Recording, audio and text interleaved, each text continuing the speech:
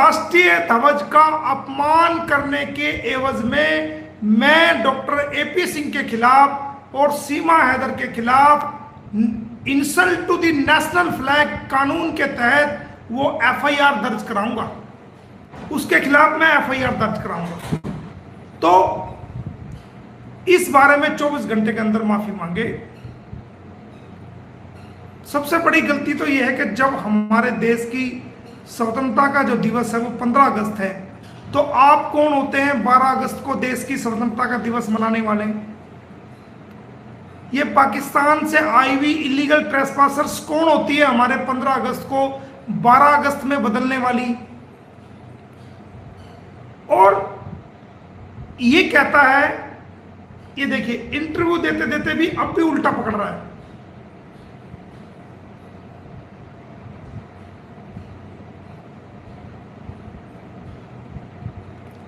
ना फोटोग्राफर को तमीज, जो फोटोग्राफर थे, ना वो यूट्यूबर जो थे उनको तमीज, ना जो चैनल वाले लेके आया था ना उनको तमीज, किसी को कोई तमीज नहीं।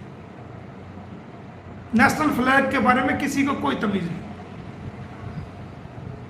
तो देखो दोस्तों, आप यहीं से अंदाजा लगा सकते हो कि देशभक्ति क्या है और देशभक्ति किसको कहती है।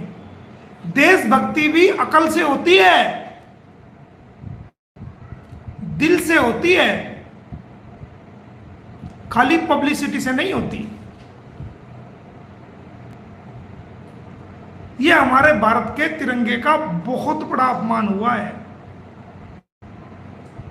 हमारे भारत के शहीदों का, उनकी कुर्बानियों का बहुत बड़ा अपमान हुआ है। और रघुपुरा की पुलिस से मैं कहना चाहूंगा कि इस पे सख्त संज्ञान लेते हुए डॉक्टर एपी सिंह के खिलाफ और सीमा हैदर के खिलाफ national insult to the national flag कानून के तहत एफआईआर दर्ज करके इनको अरेस्ट करें, उनको जेल भेजें। अगर 24 घंटे के अंदर अंदर डॉक्टर एपी सिंह, मनोज मस्ताना जो वहां मौजूद था पत्रकार, और जितने लोग वहां वो पत्रकार यूट्यूबर थे, सीमा हैदर, अगर ये सभी लोग ऑनलाइन आकर माफी नहीं मांगते हैं तो 24 घंटे के बाद मैं इनके खिलाफ एफआईआर दर्ज कराऊंगा। बख्शूंगा नहीं। अपने राष्ट्रीय ध्वज का अपमान हम नहीं सहेंगे। हमारे भारत देश के राष्ट्रीय ध्वज का अपमान नहीं सहेगा हिंदुस्तान। अपने राष्ट्रीय तिरंगे का अपमान नहीं सहेगा हिंदुस्तान। फिर कहता हूं कि अपने राष्ट्रीय ध्वज का अपमान नहीं सहेगा हिंदुस्तान। तो ये तो एक बात हुई दोस्तों। अब इससे अलग कुछ और थोड़ी सी बात कर लेते हैं।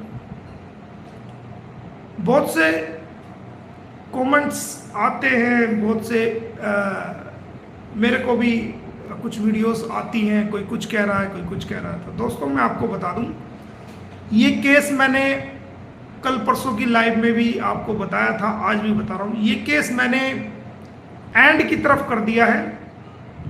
15 अगस्त के बाद हम सीमा हैदर की कैंसलेशन ऑफ बेल की तरफ जाएंगे और उसमें कैंसलेशन ऑफ बेल जो है हम उसमें फाइल करेंगे। फैसला अदालत को करना है। अगर इलाका मजिस्ट्रेट किसी वजह से उसके अंदर कैंसलेशन ऑफ बेल को एक्सेप्ट नहीं करते तो हम फिर सेशन कोर्ट जाएंगे।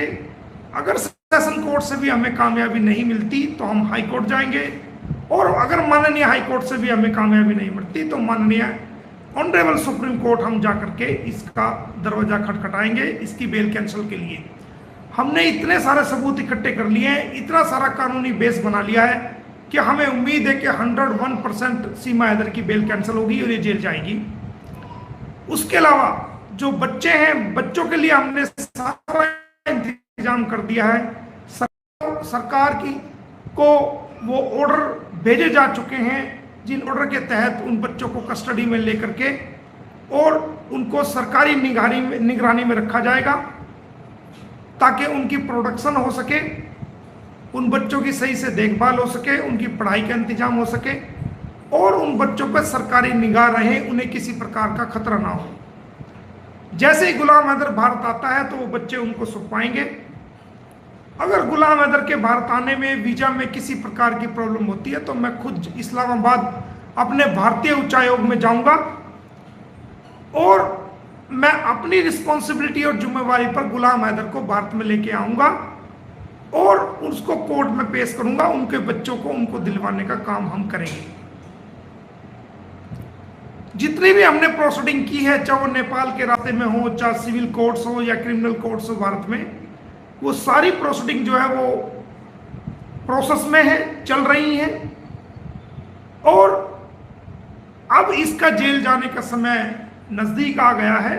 15 अगस्त के बाद हम कभी भी इसके खिलाफ जो है कैंसिलेशन ऑफ बेल फाइल करेंगे और हमें उम्मीद है कि हम कामयाब होंगे आपकी दुआओं से।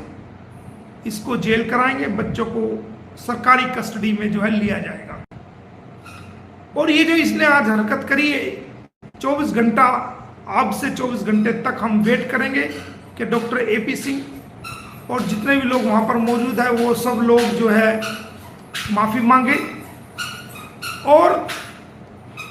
मांगे और वो लोग जो है इस चीज के लिए रिग्रेट करें कि हमने ये गलती की है और उनके खिलाफ फिर जो है वो, अगर वो माफी नहीं मांगते तो हम कानूनी कार्रवाई अमल करेंगे। ये दूसरी बात हुई। अब एक छोटी सी बात और मैं आपके सामने कहता हूं। मैंने एक बहन, माइक वाली बहन है, उसकी किसी ने मुझे कटिंग भेजा क्योंकि मुझे तो टाइम नहीं होता सुनने का। तो वो कह रही थी क्या हुआ जी, ये हुआ जी, हम पत्रकार हैं जी और हमारा काम है सवाल पूछना, ये करना वो करना। भाई जैसी आप पत्रकार है ना, ऐसे आप एक अपना YouTube चलाती हैं, आप अपने YouTube की पत्रकार हैं, किसी चैनल की पत्रकार नहीं है। और जिस प्रकार आप YouTube चलाती हैं उस और अपने YouTube के लिए क्वेश्चन करती हैं, उसी प्रकार बहुत सारे भारत में यूट्यूबर्स हैं जो अपने YouTube को चलाते हैं और वो बात का पता करके उस चीज को चलाते हैं। तो सवाल तो वो भी पूछते हैं, लेकिन सवाल पूछने का ढंग आना चाहिए, तरीका होना चाहिए। और जितना बड़ा पत्रकार होता है उसको उतना ही अच्छा ढंग आता है। जिस लेवल का पत्रकार होगा, सवाल पूछने का, सामने वाला व्यक्ति कौन है, उसको उसके साथ कैसे पेश आया जाता है, किस प्रकार पोलाइटली तरीके से अपनी बात रखी जाती है, अपने क्वेश्चन रखे जाते हैं। जितना मजा हुआ जर्नलिस्ट होगा उतना ही वो है समझदार होगा, उतनी उसके अंदर जो है वो सेंस होगी, उसके अंदर जो है मादा होगा बर्दाश्त करने का, और उसके अंदर काबिलियत होगी, उसके अंदर जो है वो इस बात की मैच्योरिटी होगी कि वो अपने क्वेश्चंस को पुट कर सके। और जब एक वकील केस लड़ता है उसके अंदर उसकी सारी लीगल रिस्पॉन्सिबिलिटी उसकी होती है, क्योंकि उसे अपने क्लाइंट के प्रति जवाबदेह होता है वो वकील।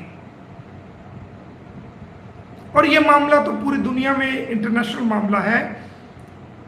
ना केवल मुझे अपने क्लाइंट को जवाब देना पड़ रहा है और मैं देता हूं, बल्कि पूरी दुनिया के लोगों को भी मैं बताता हूं ताकि कोई गलतफहमी ना फैले और सच्ची बात लोगों तक जाए।